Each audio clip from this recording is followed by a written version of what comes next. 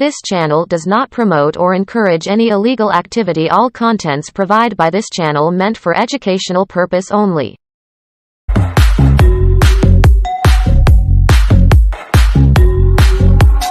All my friends are eating steak and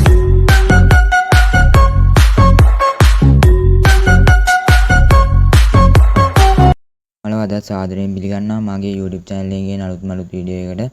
හරි ඉතින් මම අද ගෙනාවේ කොහොමද ලේසියෙන්ම TikTok එකේ trending යන මේ දවස්වල ඔයාලා හැමෝම හොයන වීඩියෝ එකක් ලේසියෙන්ම capcut එකෙන් application එකකින් හදාගන්න කියලා.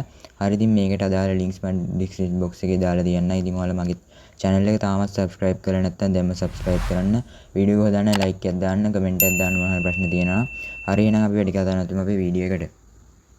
හරි ඉතින් ඔයාලා TikTok app එක ඔයාලෙන් open කරගන්න ඕන. ඔයාලා click එක link එකෙන් ගියාම ඔයාලට ඒ වීඩියෝ එකට යනවා. හරි ඉතින් ඔයාලට පේනවා ඇති මේ තියෙන්නේ වීඩියෝ එක තමයි. ඉතින් මෙතනින් ඔයාලට යටින්ම රවුමක් වගේ පේනවා. ඉතින් ඔයාලා ඒක click කරගන්න ඕන.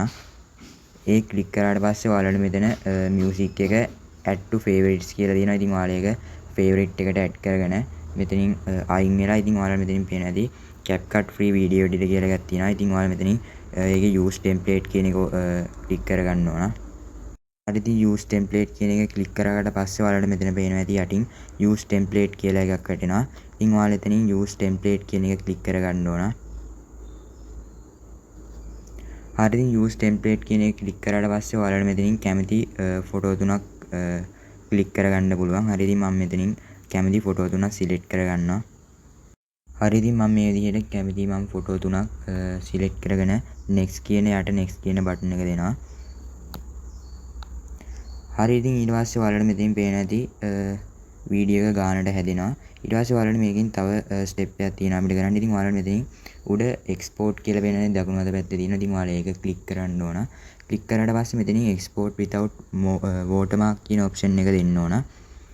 ඉතින් ඒක දින්නාට පස්සේ ඔයාලට පේන ඇති මේක export වෙනවා. ඉතින් export වෙනකන් ඉන්න ඕන ඔයාලා ටිකක්. හරි ඉතින් මේක ගානට export වුණා. ඊට පස්සේ කෙලින්ම ඔයාලා TikTok එකට අරන් යනවා.